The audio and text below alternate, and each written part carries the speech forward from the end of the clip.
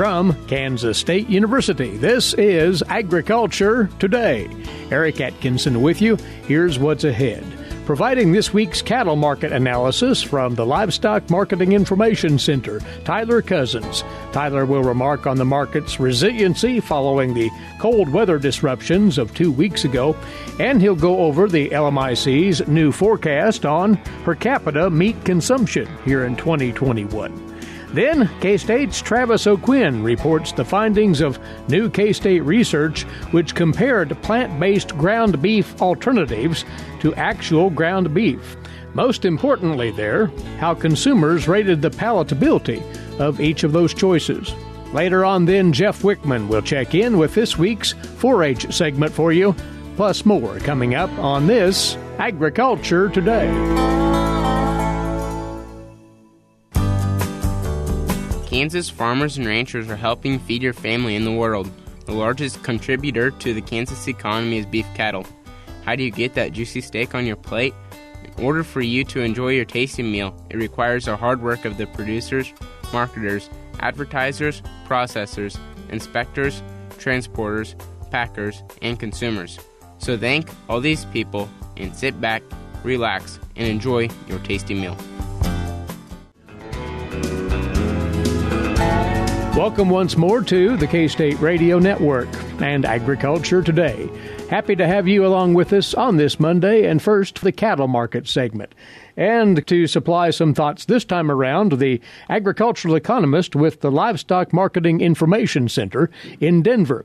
Joining us is Tyler Cozzens. Tyler, good to have you aboard once again as we look at these markets trying to get back on beam after the disruptions from that ultra-cold weather of a week and a half back. And to put it in this way, it's sort of the calm after the storm in regard to the market behavior this past week. Yeah, I think that's a good way to put it. And, a lot of the things that we saw this week was, I think, the cattle market just trying to get things a little bit back on focus and see what actually shook out after the storm and sort of regroup and get things going from there. Kind of on that note, looking at just estimated slaughter that occurred last week, it was 666,000 head, which is a pretty good week for a kill, and it was about 114,000 head above what we saw 2 weeks ago. So definitely those packers kind of getting back online and getting things going and getting cattle processed through there. But I think one of the interesting things is we look at what Saturday kill is estimated to be, and that was 64,000 head. And honestly, I thought that might be a little bit higher as these packers maybe try and work through some of the cattle that got backed up. So that was kind of interesting to see. So we'll see how that shakes out in weeks to come here. But with the storm disruption, one of the things that we saw this week was wholesale beef prices go up. That week of the storm, choice box beef cutout value averaged just over $231 for that week. And this last week, the average was over $240. For the week, so about a $10 gain there in cutout value. So definitely you can see the short-term squeeze in supplies. You see a lot of these suppliers sort of reaching to try and get supplies that they can to refill depleted meat cases following the storm. We're starting to get pretty close to that time of the year where we see summer grilling season coming up there, and packers and suppliers are trying to get things sort of in line and in the supply chain leading up to this grilling season. So, we're seeing a bump in the cutout value a little bit sooner than we typically would. So it'll be interesting to see if this continues this upward trend or if we see a little bit of moderation that happens here.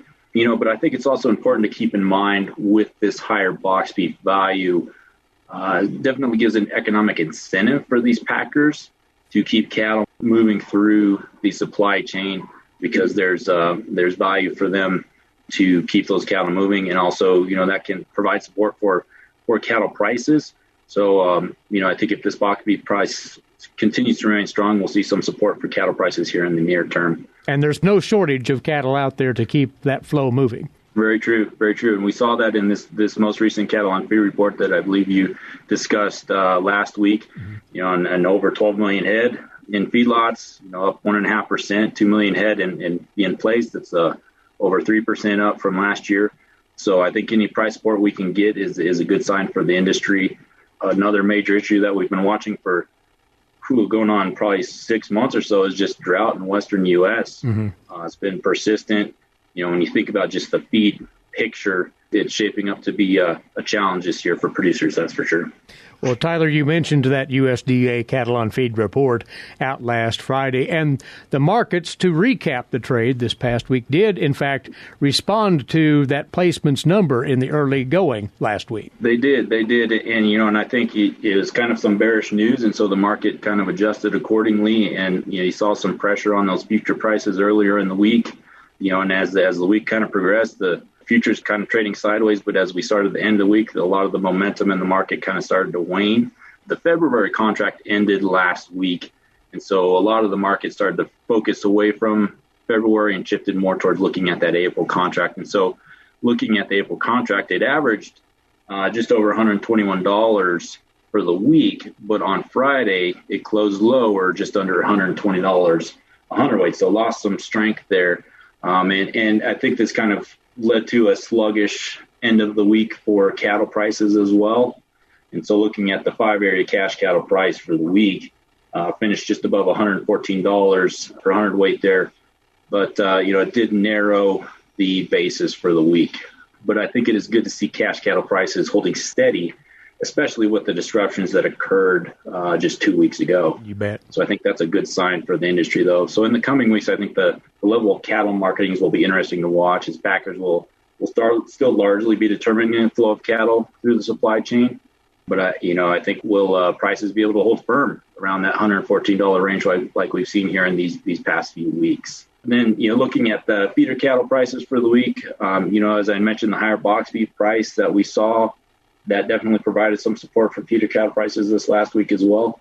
And the Kansas auction data for Dodge City showed those lighter weight cattle categories had prices ranging about $180 for the 4 to 500 pound calves and about $155 for the 5 to 600 pound calves. In those heavier weight categories, the 7 to 900 pounds saw prices hold steady last week at about $130 to $140. So, feeder cattle prices, expect those to hold strong. As feedlots, they're likely looking to place heavier cattle because of those feed costs. And so, as I mentioned, the drought and just higher corn and soybean prices is definitely a concern for these guys. So they're looking for a way to place cattle, and so they don't have to put as much weight on them and kind of reduce some of those feed costs and weight gain costs.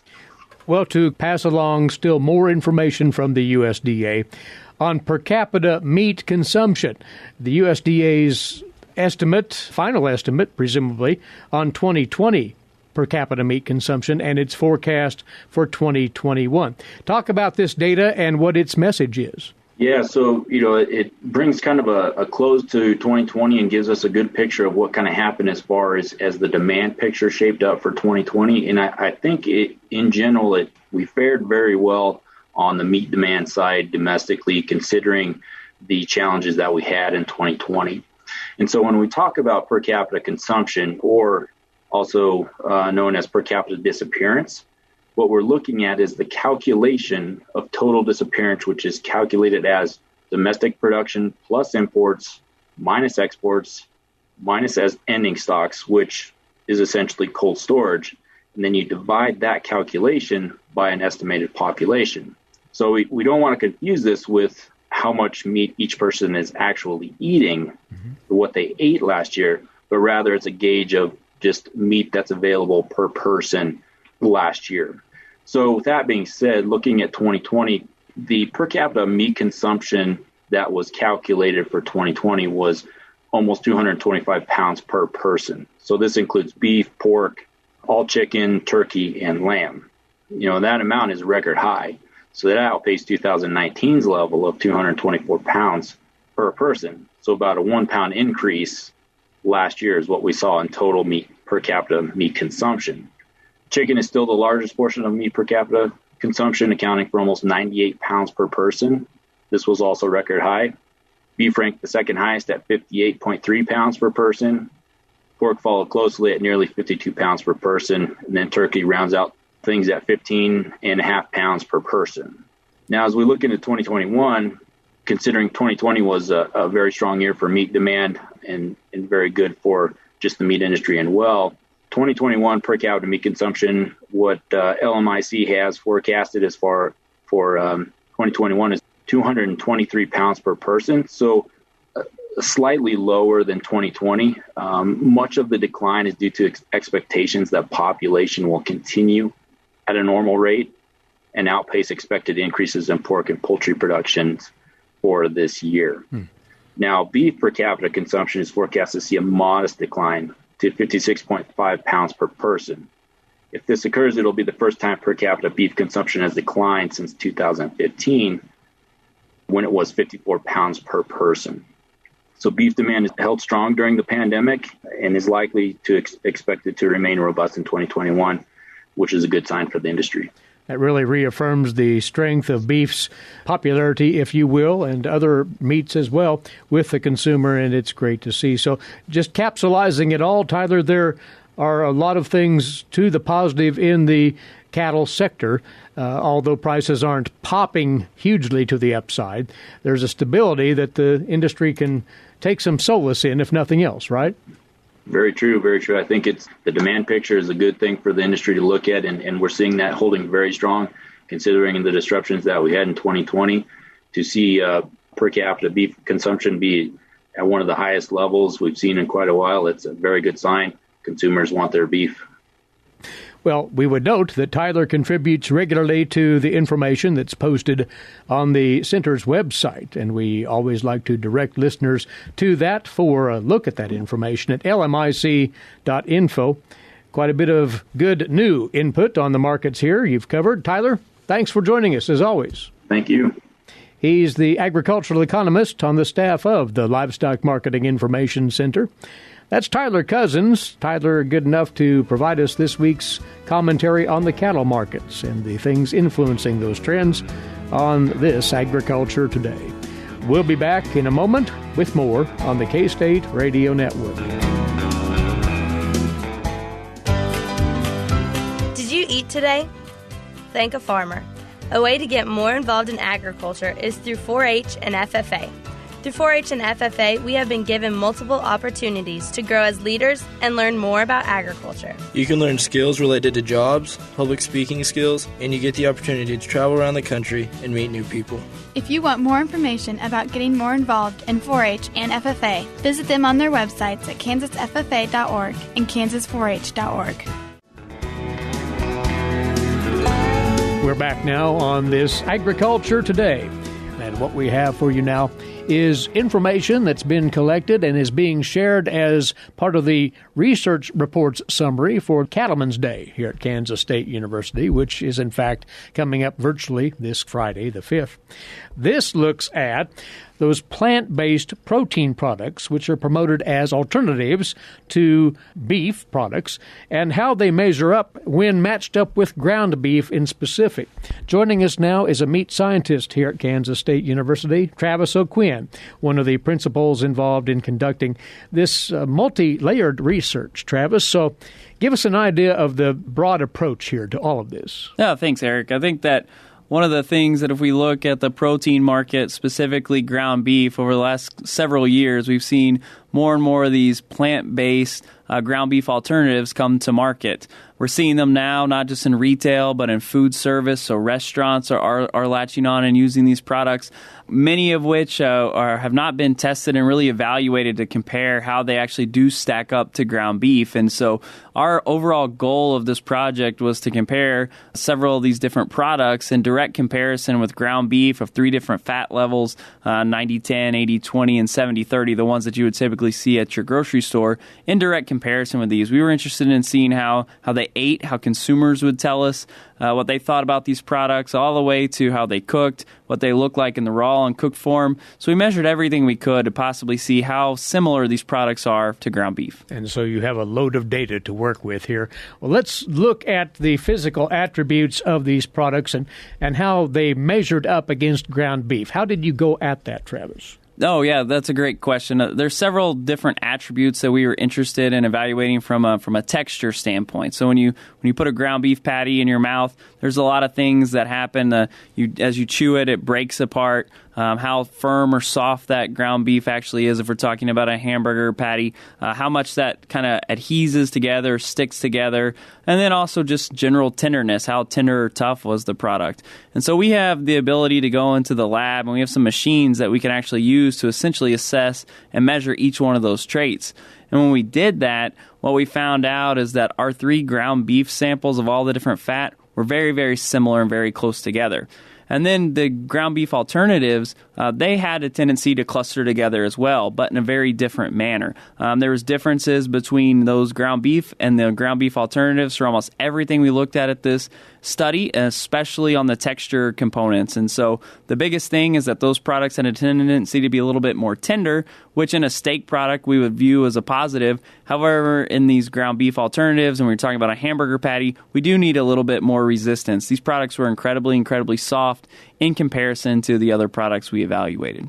That was looking at the attributes from the physical standpoint, but then you parlay that over into actual consumer response to the products? That's exactly right. We also fed a group of consumers. One of the other things that we did notice about these ground beef alternatives as we were cooking for both consumers and the train panels is that when we looked at those products, they didn't change as much as what ground beef does. And we actually measured this within our data set as well. So we measured how thick the patties were and how wide in diameter the patties were when we cooked them. Anyone that's cooked a hamburger knows you throw it on the grill, it looks like it's going to fit your bun really good, and then you go back and it's cooked and it's about 50% the size. So that's the normal shrink we get within ground beef. These products didn't do that. They stayed the same size and in some cases got a little bit larger as we cooked them. So they behaved completely differently on the grill than what we would have had from a raw standpoint. So that's an interesting preparation comparison. Absolutely. How does that play when the product is on the plate, though? No, most importantly for us is how does that product eat? We've seen a lot of claims that these products do eat very similar to ground beef. And when we actually brought in consumers, so people off the street, to evaluate these products, and we just said, hey, here's some ground beef hamburger patties. Tell us what you think, essentially. And we looked at a lot of different traits, all the things that we think about when we eat hamburgers: tenderness, juiciness, the flavor of the product. And then we asked them questions about how much they liked it overall and how much they would be interested in purchasing the product. The results were pretty stark. Our 3 ground beef products were highly desirable by consumers. We didn't have many differences among the 3 different fat levels that we had. Most of the 3 ground beef treatments behaved exactly the same. But when we compared those to the ground beef alternatives, every one of the ground beef alternatives had a tendency to fall out, specifically in 2 main traits: juiciness of the product, where they were rated extremely, extremely dry. And then the other part was the flavor of the products. The consumers did not like the flavor of the 3 products we evaluated in the least bit. They rated that very, very low for flavor liking, which really drove their overall liking scores to where when we looked at our scale on the 100-point scale, there was many of them that were well below 30% of the scale and how much did they like it overall. When you couple that with the question of how likely are you to purchase this product, the 3 ground beef alternatives that we looked at, none of them were rated higher than a third of the people we evaluated said they would actually purchase that product, all the way down to 18%. And so I don't know about you, but a product that only 18% of the population after they eat it said they would purchase, it's not quite the same as we had with ground beef. Just as a point of clarification here, Travis, as you examined these plant-based products vis-a-vis the ground beef products, these were strictly presented as such, no garnish. That's exactly right, Eric. We did this in the same manner that we would do any of our other sensory testing.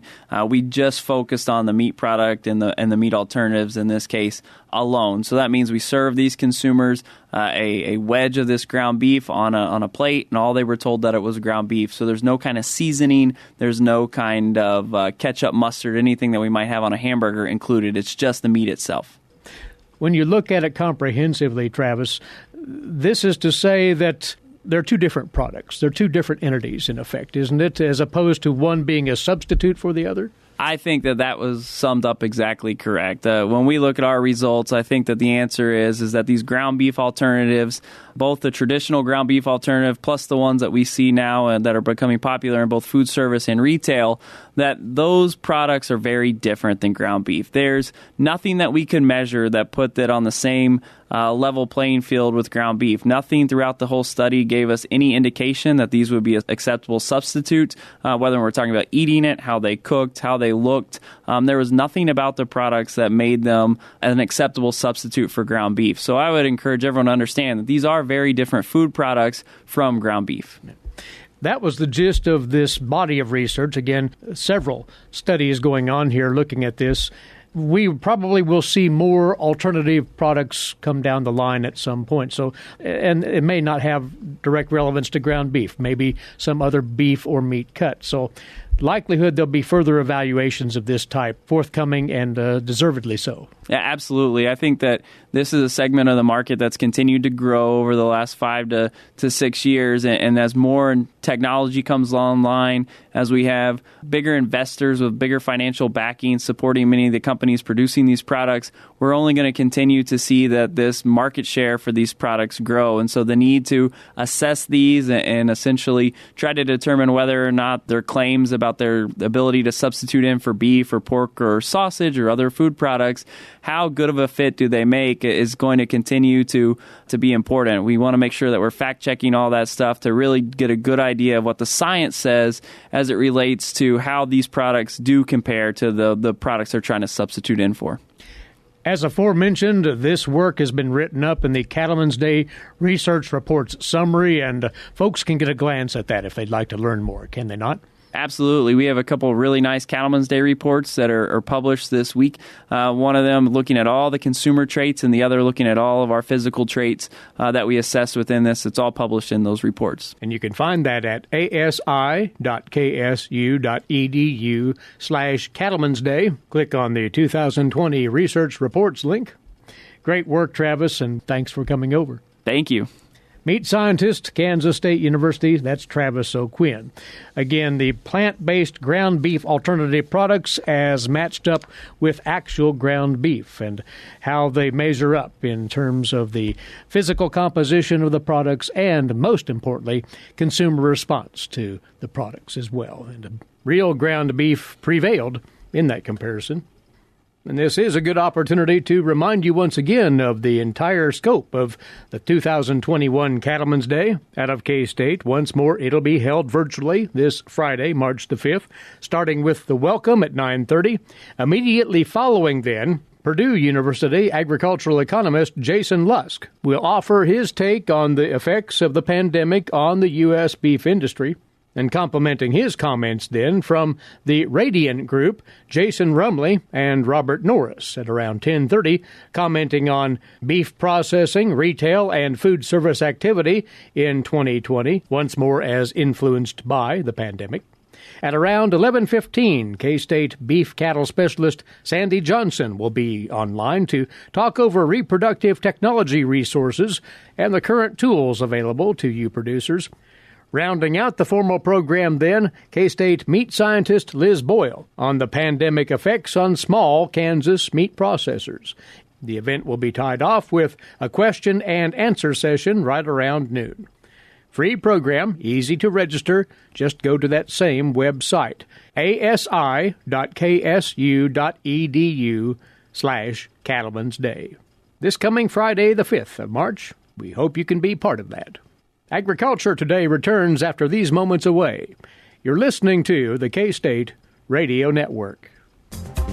With the shortage of primary care positions, especially in rural areas, health education and disease prevention are vital. K-State research and extension programs address quality of life, personal development, and health behaviors across all life stages of all social economic groups.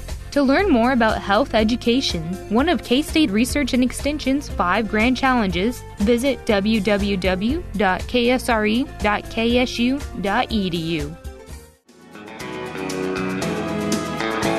You're tuned in to Agriculture Today over the K-State Radio Network, now in its 97th year of broadcast service to agriculture here in Kansas and across the Central Plains. Eric Atkinson with you. Next up, today's agricultural news headlines, courtesy in part of DTN. The House Agriculture Committee held a long online hearing last week looking at climate change and with a focus on the viability of using funds from the annual $30 billion provided to the Commodity Credit Corporation to develop a carbon bank. The hearing comes as the Biden administration seeks to aggressively engage federal departments, including the USDA, to lower carbon emissions across the U.S. economy. The president of the American Farm Bureau Federation, Zippy Duvall, called on lawmakers during that session to boost research and development to help producers combat climate change. Now, Duvall said new USDA Secretary Tom Vilsack had assured him any funding for a carbon bank would not come out of traditional commodity programs.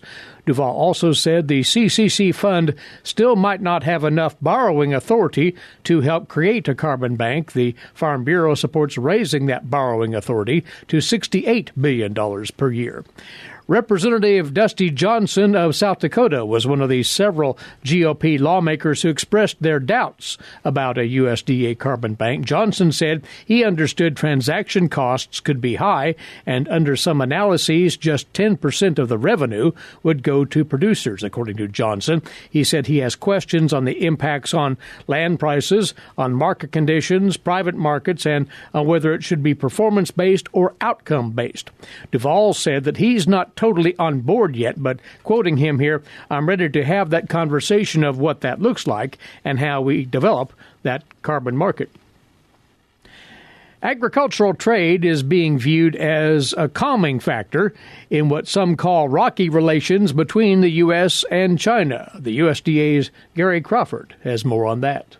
The good news. Right now, China's purchasing record amounts of U.S. ag products, sending commodity prices up. But the bad news, according to one expert, is that beyond the realm of agricultural trade, we have a very contentious relationship with China. Brian Lomar with U.S. Grains Council stationed in Beijing told the USDA's Outlook Forum the other day, one thing holding the relationship together, agricultural imports. President Xi has said himself that agricultural imports are the ballast in a ship on a rocky ocean, and the rocky ocean is a relationship, and it's gotten pretty darn rocky. So far, the purchases by China continue, but Agriculture Secretary Tom Vilsack told reporters on Thursday, because of the complex nature of the Chinese-U.S. relationship, things can happen that might affect those purchases. And send prices plummeting. Vilsack says that's why it would be in our best interest to continue to look for other market opportunities.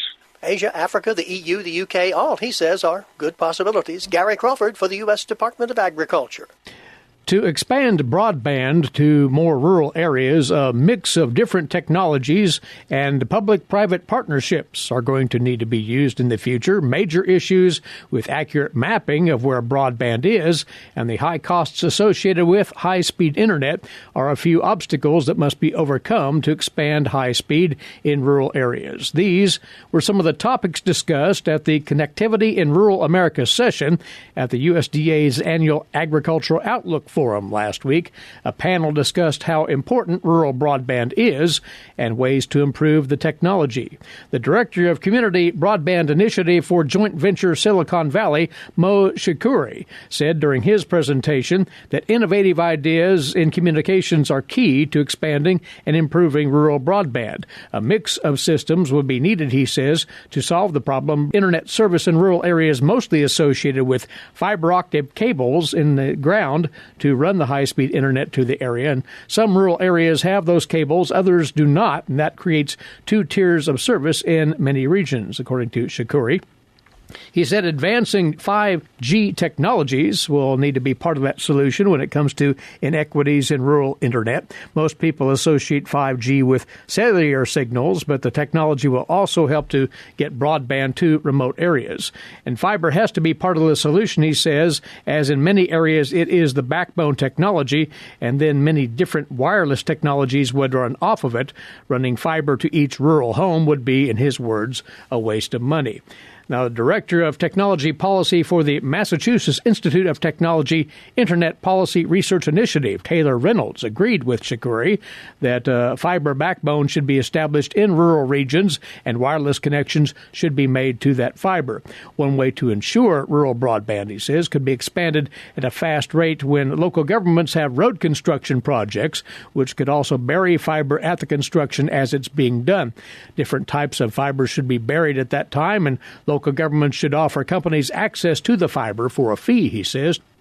And Reynolds said local, state, and governments are not good at that concept yet, but they do have an important role to play, burying fiber extremely expensive, and if local municipalities could aid in the process, more fiber could be added, especially in rural areas. And he says, Reynolds does, there are innovative ways to do that.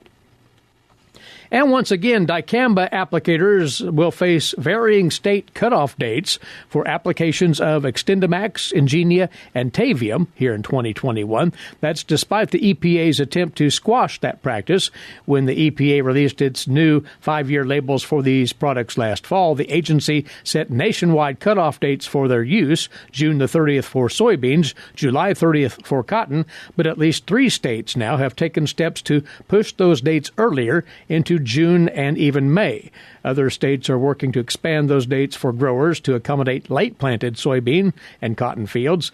To add to the complexity, the XtendiMax label also bans spraying after the R1 growth stage in soybeans, and the Tavium label bans spraying after the V4 growth stage in soybeans and 6-leaf growth stage in cotton.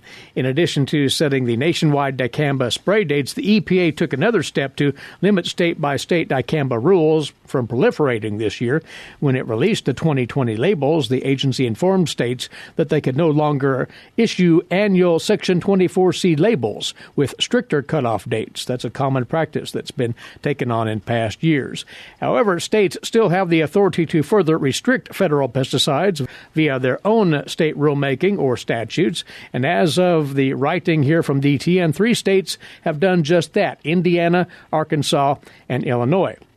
And a growing number of states are reportedly in the process of extending the federal dicamba cutoff dates via Section 24C labels, still allowing the states to add new uses to federal pesticides.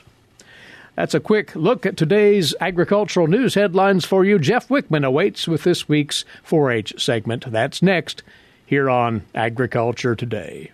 When you are in need of timely, reliable, and trusted information, K-State Research and Extension is here. Whether it's organizing people, information, or resources, they have the necessary tools. Community comes first for K-State Research and Extension. For more information and to connect with your county's extension agents, visit www.ksre.k-state.edu. Welcome back, and thanks for joining us on Agriculture Today. Along with Eric Atkinson, I'm Jeff Wickman. As a response to community needs, K-State Research and Extension has formed an Access for All committee to better understand the needs of the KSRE system regarding access, as well as to promote accessibility through educational resources and professional training opportunities. Kansas 4-H Extension Communication Specialist Aliah Mestrovich-Seay is a member of the Access for All committee. Aliah, one of the things that you are in charge of for 4-H and Extension is coordinating the Disability Accommodations Committee, and as part of that, you're also working on another committee that's working for Access for All. Yes, Jeff. We're excited to announce that this year in 2021, we are launching the Access for All Committee, which is composed of KSRE professionals that come from administration, communications and marketing, Kansas 4-H, and beyond, so that we can uphold and support universal design for learning, which is a framework to improve and optimize teaching and learning for all people, and that also acknowledges that people learn in different ways. Go into a little bit more detail in terms of how people learn in different ways. So when I think about KSRE community members that may be hard of hearing just because of their age, they may need captions when they are watching a program about gardening, about being a master gardener online. Or we may have a community member that is visually impaired and may need to access documents so that their screen reader can read through them and through a PDF. So we need to be able to think about how people learn differently, because we want to be able to provide the most equitable and accessible programming, services, and resources for our community members across Kansas. It's really finding ways to get those educational materials into their hands the best way possible for them. Yes, and that also requires that we as a system move forward and learn these things together. The more we embrace and learn about universal design for learning, the more we can provide resources to our community that allow our community members to be truly engaged in whatever we're wanting to teach them. So our mission in the Access for All Committee is to provide educational resources and individualized support to our system, as well as support community engagement. And that really starts with our KSRE professionals and being able to support them in learning about universal design. So how did the committee start? What was kind of your starting point in terms of finding out, I guess, maybe where we are at this point and what point we need to get to? Well, I'm glad you asked that, Jeff, because there's a kind of a two-part answer to your question. In November of 2019, KSRE administration formalized the KSRE Disability Accommodations Committee and the Disability Accommodations Process. Being able to provide disability accommodations for our system and for our community members was really the first part in working towards civil rights compliance when it has to do with our population that has disabilities in Kansas. Beyond that, there have been more and more requests from our system, from KSRE professionals, wanting to learn about accommodations, wanting to learn how to make their programs and services and online materials more accessible. So the Access for All Committee is a response to those requests so that we as a system can move forward and have a more solid foundation, and not just disability accommodations, but also access for all through universal design for learning. And it's nice that the all includes the extension agents, the specialists, everybody involved in the system, because they're the ones that come into contact with the public and they know the needs and things that maybe have been a hindrance in the past. Absolutely. We really want to provide support to the local unit so that our local units can do what they do best, which is answer the needs of the community. They know their local community, and so we want to equip them with the confidence to be able to do that through these types of resources. And so the Access for All Committee is positioned to do that and provide that specific support to our KSRE professionals so they can then in turn provide support that is equitable to their community. I know you've probably heard some of that just through the grapevine, but you're going to actually conduct a survey to get more information. We will, yes. We really want to start this year by getting input from our KSRE professionals in the form of a climate survey so that we can better understand the needs of our system in regards to access and promoting accessibility. So once we understand that baseline, then we will be able to respond accordingly. Have we learned quite a bit this last year because of COVID-19 and the way that Extension and 4-H have had to change how they do some of their programming? Yes, I think that COVID and the COVID era, the great pause, has afforded us some opportunities to think about what we're doing online, what we're doing with different forms of communication to our KSRE community members and with our KSRE professionals. So that has come to light more over the past year, how we can improve in terms of creating accessible programming, because we have to remember universal design, accessibility, that's on a continuum, and it's a spectrum. So we can always find ways to do better. I remember last summer we made a commitment as a team to promote video captioning, anything that went online on Facebook. You know, when we had all of these different online modalities, we thought a great way to start is just having the video captioning. If we can bring our system to do that as a baseline, that's better than what we've done in the past, and it's moving towards more accessible programming for all. And I feel like we did a really good job of that. And so we just continue to set these goals together, acknowledge that we are at a better place than we were 2 years ago, and we just keep on moving. And professional development will also play a large role in this moving forward? Yes, we are wanting to reach out to our system, understand what the needs are. Last year, we did multiple workshops at annual conference. We gave, a First Friday update and also offered individualized support to local units when they reached out to us. So we want to continue to do that so that Access for All is a constant and consistent conversation that we're having as a system so that we can move forward together. That's Kansas 4-H Extension Communications Specialist Aliah Mestrovich-Seay with information about the K-State Research and Extension Access for All Committee and its mission to remove barriers to accessing extension programs, services, and materials. And that'll do it for this edition of Agriculture Today. For Eric Atkinson, I'm Jeff Wickman. This is the K-State Radio Network.